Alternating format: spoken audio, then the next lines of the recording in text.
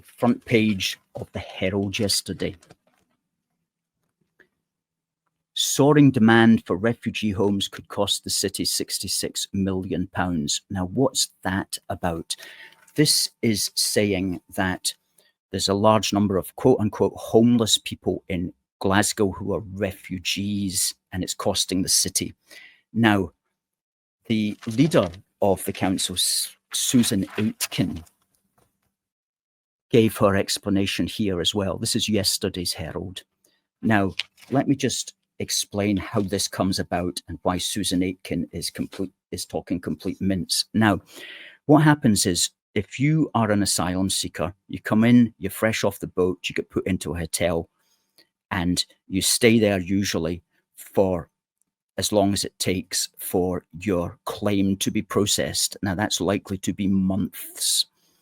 Now, if you get found that, if you get accepted, if your claim gets accepted, then you become what's called an official refugee. You're no longer just an asylum seeker. You are now granted asylum. You're now called a refugee.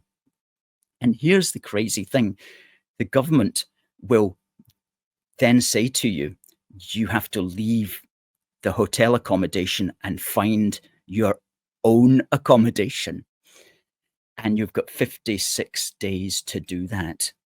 Now, if you don't speak the language, you've got no skills, you're not really very useful to anybody, how on earth are you going to find your own accommodation? Okay, you can't.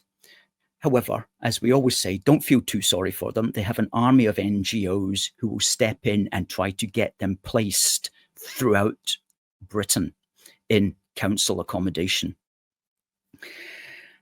Here in Glasgow, we have Glasgow has set itself up as Glasgow City Council, that is, has set itself up as particularly welcoming to these refugees. So many of them come from all over Britain to get council accommodation in Glasgow. Now, of course, there's only so much council accommodation, but the council does have a statutory duty that if you present as homeless, they do have to put you somewhere.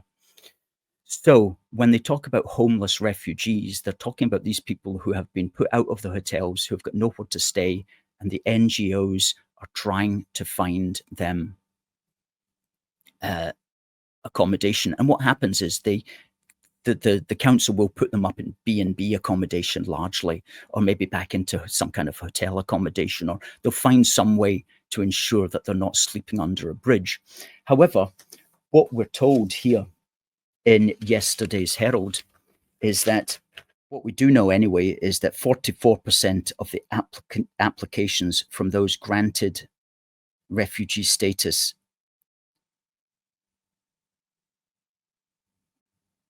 in Glasgow come from people who got that decision while living in the rest of the UK. So, I mean, there's lots coming in from all over the United Kingdom to take advantage of Glasgow's particularly generous housing provisions for refugees. And this is costing millions of pounds for Glasgow City Council, millions of pounds which it doesn't have, millions of pounds which it can only get from you and I by putting up the council tax or by cutting services.